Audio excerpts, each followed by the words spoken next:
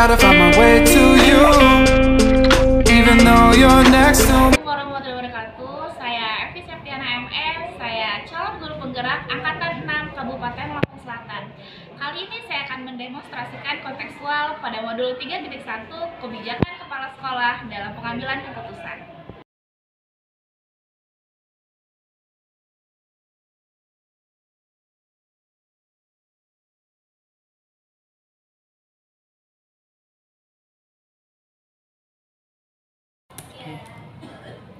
Assalamualaikum warahmatullahi wabarakatuh, Ibu. Waalaikumsalam warahmatullahi wabarakatuh. Selamat siang, Ibu. Siang Bu Evi. Terima kasih Ibu atas waktunya Ibu. Hari ini saya ingin berbincang dengan Ibu, mengambil pengalaman Ibu gitu. Mencuri ilmu ya Bu ya. Dari Ibu. Ada beberapa Ibu pertanyaan atau wawancara yang akan saya berikan pada Ibu gitu. Kita saling berbagi Bu nih dari pengalaman Ibu. Ini adalah salah satu tugas saya sebagai calon guru penggerak angkatan 6 Kabupaten Lampung Selatan Bu, mengenai kebijakan pengambilan keputusan sebagai kepala sekolah. Nah Ibu, poin beberapa Ibu. Yang pertama Ibu, selama ini Bu, bagaimana Ibu dapat mengidentifikasi kasus-kasus yang merupakan dilema etika atau bujukan moral? Begini Bu Evi ya, kita mengidentifikasi kasus dilema etika ataupun bujukan moral ini terlebih dahulu kita mencari tahu ya, atau mendalami kasus yang ada. Apakah ini benar termasuk dalam kasus etika ya, atau tidak, dengan tentunya melibatkan dan mencari tahu dari orang-orang yang berhubungan dengan kasus yang ada. Gitu ya Bu ya. Lalu nih Bu, pertanyaan selanjutnya, bagaimana Ibu menjalankan pengambilan keputusan di sekolah Ibu, terutama untuk kasus-kasus di mana ada dua kepentingan yang sama-sama benar atau sama-sama mengandung nilai kebijakan? Etika itu ya Bu Evi, pada dasarnya terkait dengan rasa, mungkin rasa atau karsa ya, karena manusia itu memiliki kesadaran moral ya. Jadi ada beberapa prinsip yang mendasari itu. Saya secara pribadi dalam mengambil keputusan ya, yang mengandung unsur dilema etika, saya mempertimbangkan hal-hal yang berkaitan dengan rasa kemanusiaan. Di antaranya saya mengambil suatu keputusan itu saya lakukan demi kebaikan orang banyak. Tentunya rasa kepedulian diri kita terhadap orang lain, dan juga berharap bahwa apa yang kita lakukan atau suatu keputusan yang kita ambil dalam rangka demi kebaikan orang lain suatu saat dapat berbalik terhadap diri saya. Pada saat saya ya misalnya kejadian di mereka bisa aja terjadi di kita. Jadi ya ada lah rasa gimana kita terhadap mereka gitu ya. Baik Ibu, setelah kita tahu dapat mengidentifikasinya Bu dalam mengambilkan keputusan, lalu Bu, bagaimana langkah-langkah Ibu atau prosedur seperti apa yang biasa Ibu lakukan selama ini dalam mengambil keputusan?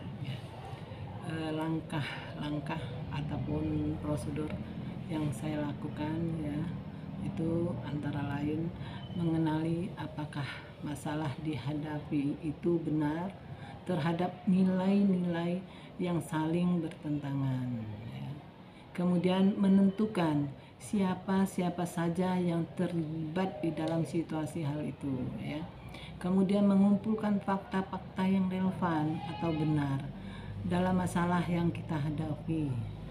Kemudian pengujian terhadap benar atau salah ya, terhadap suatu masalah yang dihadapi.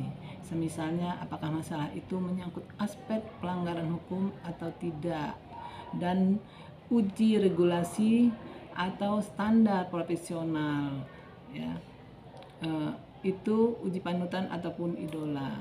Kemudian pengujian suatu paradigma terhadap benar lawan benar.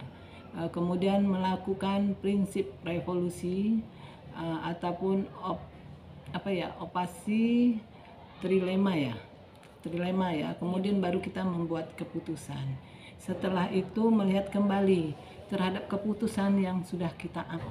Melanjutkan Ibu, hal-hal apa saja yang selama ini Ibu anggap efektif dalam pengambilan keputusan pada kasus-kasus dilema etika? Hal efektif dalam pengambilan keputusan itu saya itu ya mungkin ada dua hal ya. Yang pertama, pengambilan keputusan didasarkan pada pemahaman menyeluruh terhadap pokok masalah. Kemudian keputusan yang dihasilkan dapat dilaksanakan untuk menghasilkan tindakan nyata yang memberikan dampak pada penyelesaian masalah. Itu kalau menurut saya. Lanjut nih Bu, selanjutnya Bu, hal-hal apa saja yang selama ini merupakan tantangan dalam pengambilan keputusan pada kasus-kasus dilema etika menurut Ibu? Pada dasarnya yang menjadi tantangan dalam pengambilan keputusan dalam kasus dilema etika ini yaitu di mana kita harus berada pada posisi atau situasi yang mengharuskan kita mengambil suatu keputusan ya di antara dua pilihan, di mana kedua pilihan tersebut secara moral itu benar, sedangkan hal tersebut bertentangan. Banyak ya Bu ya hal-hal yang sebelum kita pengambilan keputusan ya Bu ya. Selanjutnya Bu, apakah Ibu memiliki sebuah tata kala atau jadwal tertentu dalam sebuah penyelesaian kasus dilema etika? Apakah Ibu langsung menyelesaikan di tempat atau memiliki sebuah jadwal untuk menyelesaikannya? Bentuk atau prosedur seperti apa yang Ibu jalankan? Tentunya dalam mengambil keputusan tidak dapat dilakukan secara langsung ya. Kalau menurut saya, pada saat itu harus melalui berbagai proses ataupun tahapan-tahapan yang sudah kita jelaskan tadi ya sebelumnya. Itu ya, kalau misalnya nih, ini contoh anak nih, anak itu bermasalah saat kejadian itu kan dipegang sama guru ya. Nah kemudian dari hal itu kan kita tanya anak itu apa masalahnya. Nah, kemudian kita panggil, kita bawalah ke BP. Nah di BP ini kan ada guru BP. Nah guru BP inilah yang menangani. Seandainya bisa menyelesaikan guru BP ya selesai. Tapi kalau memang guru BP tidak menyelesaikan, baru ke wakilnya. Setelah ke wakilnya, baru ke kepala sekolah. Kalau memang itu tidak bisa diselesaikan, kalau menurut saya sih begitu. Baik Bu, jadi ada prosedur dan langkah-langkahnya ya Bu ya. Lalu nih Bu, adakah seseorang atau faktor-faktor apa yang selama ini mempermudah atau membantu Ibu dalam pengambilan keputusan? Adapun faktor-faktor yang mempermudah ataupun membantu saya dalam mengambil keputusan dalam kasus dilema etika ini yaitu pertimbangan terhadap kepentingan orang banyak. Dalam hal ini khususnya di sekolah ya. Ini semisalnya saya harus mempertimbangkan kepentingan banyak siswa yang ada di sekolah kita ini karena siswa kita banyak ya. Pertanyaan terakhir nih Bu, dari semua hal yang telah disampaikan, pembelajaran apa yang dapat Ibu petik dari pengalaman Ibu dalam mengambil keputusan dilema etika? Ya. Sebagai individu yang tentunya memiliki rasa kemanusiaan dan rasa moral dalam setiap mengambil keputusan ya, tentunya saya harus lebih bijaksana dalam mengambil suatu keputusan selain keputusan itu diambil berdasarkan peraturan yang sudah ada ya, atau peraturan yang kita buat selama ini di sekolah kita, kesepakatan kita ya. Nah, saya juga harus mempertimbangkan rasa kemanusiaan ya, kepedulian dan etika moral tadi agar kiranya suatu keputusan yang kita ambil ini diharapkan dapat membuat suatu perubahan yang lebih baik itu secara moral, sosial maupun etika. Kalau menurut saya seperti itu. Baik Ibu, terima kasih Ibu atas waktunya Ibu. Banyak hal dan pembelajaran yang baru yang saya dapat dari sharing bersama Ibu ini. Terima kasih Ibu atas waktunya. Sama-sama Bu Evi. Iya, saya akhiri ya Ibu ya. Assalamualaikum warahmatullahi wabarakatuh. Assalamualaikum warahmatullahi wabarakatuh. Waalaikumsalam.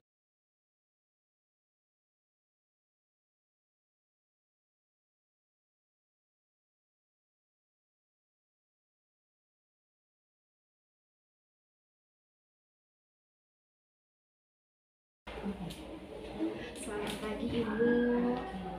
Saya Evi Ibu. Saya calon guru penggerak angkatan 6 dari Kabupaten Lampung Selatan.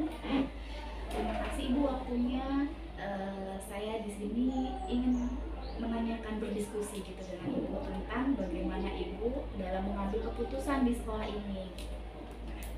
Sebelumnya Ibu pernah mendengar dilema etika tidak dengan bujukan moral? Ya, pernah. Bagaimana Ibu? Tentang dilema etika Iya. dan bujukan moral ini sebenarnya ya apa ya, harus melihat dari berbagai sisi sih. Dari bagaimana? Ya, yang penting mereka melaksanakan tugasnya terlaksana gitu, walaupun tidak ada di tempat gitu. Itu dalam mengidentifikasinya ya Bu ya.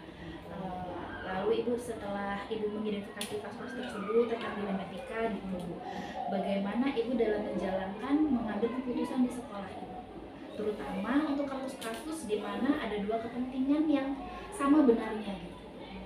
Biasanya kalau kasus tersebut waktunya masih panjang, kita rembukan dulu dengan tim, kita musyawarahkan dulu, kemudian baru diputuskan. Tapi kalau misalnya itu mendesak, tetap harus ada jeda waktu untuk berpikir, sehingga keputusan tersebut tidak merugikan semua pihak.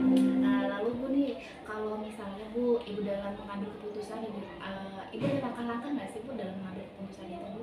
Ada, biasanya kita mengidentifikasi dulu sebenarnya masalahnya itu apa.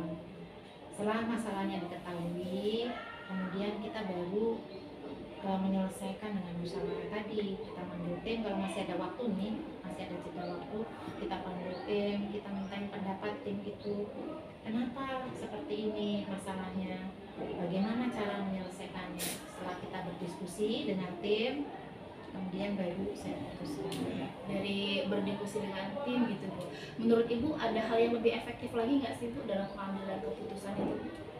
Ada yang lebih efektif, ada yang lebih efektif. Sebelum mengambil keputusan, saya tanya dulu ya, masalahnya tadi latar belakangnya apa, kemudian kira-kira itu bisa diselesaikan tergantung besar kecil masalah. Kalau misalnya itu masalahnya bisa diselesaikan dengan cara yang lebih simpel, ya kita laksanakan dengan yang lebih simpel. Kalau misalnya butuh pemikiran, kita lihat dulu tentang pasal hukumnya apa gitu. Dia merugikan hukum tidak, nanti ke depannya dia dirugikan tidak, sekolah dirugikan tidak gitu. Tapi kalau misalnya dan setelah itu, kalau misalnya pernah ada kasus-kasus seperti itu, jadi pengalaman terdahulu juga sangat membantu untuk menyelesaikan kasus di rumah kita. Jadi pengalaman dalam mengambil keputusan itu penting banget ya Bu. Penting banget. Jangan sampai keputusan kita ini akan merugikan berbagai pihak, merugikan petugas-tugas dia dan merugikan dia sendiri. Kita sih sebenarnya bisa saja mengambil keputusan yang menguntungkan orang tersebut gitu ya, tetapi kan kasihan dia. Jadi banyak melihat sisi ya Bu ya. Iya betul. Lalu nih Bu, setelah pengambilan keputusan Ibu, ada nggak sih Bu jadwal-jadwal atau pengambilan keputusan Ibu itu on the spot gitu, atau melalui jadwalnya terlebih dahulu gitu? Kita lihat itunya, kasusnya itu tadi perlu diselesaikan dengan cepat ataukah masih ada jeda waktu yang untuk kita bisa berpikir, kita bisa bermusyawarah, kita bisa melihat dari berbagai sisi. Kalau misalnya itu ada jeda, ada waktu, kita lakukan seperti itu. Tapi kalau misalnya keputusan itu harus saat itu juga, paling tidak jeda waktunya atau apa yang namanya keputusannya itu paling tidak setengah jam atau beberapa menit lah untuk memikirkan tadi dampaknya. Iya, sehingga semua tidak dirugikan. Berarti adil untuk semua pihak ya Bu ya, Betul. bijak untuk mengambil keputusan. Nah Bu, pertanyaan saya lanjutnya nih Bu, ada nggak sih Bu faktor-faktor yang dapat mempermudah Ibu dalam mengambil keputusan? Faktor-faktor yang mempermudah saya dalam mengambil keputusan, yang pertama pengalaman. Pengalaman itu bisa diperoleh dari baca, dari melihat, dari mengamati dan lain-lain. Nomor satu itu pengalaman, ilmu ya istilahnya. Itu. Kemudian yang kedua apa ya, tentang berat atau ringannya dilema etika tersebut. Kemudian yang ketiga tentang bisa diajak diskusi kan, yang memiliki yang apa masalahnya itu gitu, yang memiliki masalah atau permasalahannya itu kita bisa ajak diskusi, keterbukaannya gitu, keterus-terangannya. Kalau misalnya kita komunikasinya enak, itu paling membantu, sangat membantu. Lalu kalau dari individu lain gitu Bu, ada nggak Bu yang menginspirasi Ibu dalam mengambil keputusan? Kalau individu mungkin suami ya, tapi kalau di sekolahan kita tim. Iya. Pertanyaan terakhir nih Bu, dari semua yang kita sudah obrolin, Ibu diskusiin Bu, pembelajaran apa sih Bu yang bisa kita petik dari pengalaman Ibu dalam mengambil keputusan melalui dilema etika ini? Iya. Pembelajarannya itu yang saya petik dari pengambil dilema etika itu, ya kita harus apa ya?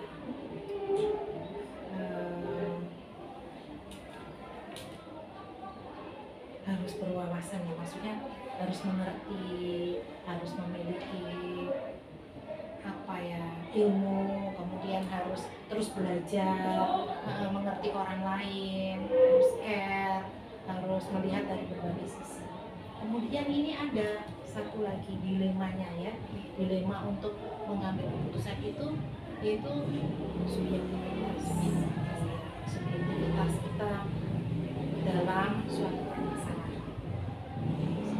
Untuk mengatasi subjektivitas, ya kita harus berpikir jernih, harus meminta pertimbangan-pertimbangan atau pendapat orang lain juga.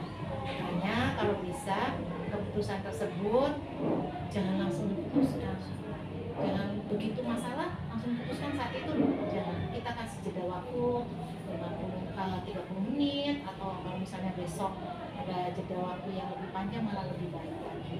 Jadi bisa ada pertimbangan-pertimbangan lainnya gitu Betul, ya. betul.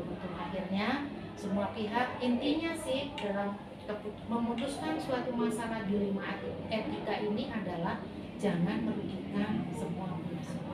Harus adil ya Bu ya. Harus adil Dan semua orang. ya, untuk semua orang dan berdasarkan dasar hukum atau etika. Baik Ibu, mungkin itu saja pertanyaan dari saya. Terima kasih atas waktunya ya Bu ya. Sama-sama, semangat ya. Bermanfaat untuk saya nih Bu dalam kedepannya gitu. Terima kasih Ibu. Saya Ayla. Assalamualaikum warahmatullahi wabarakatuh. Waalaikumsalam.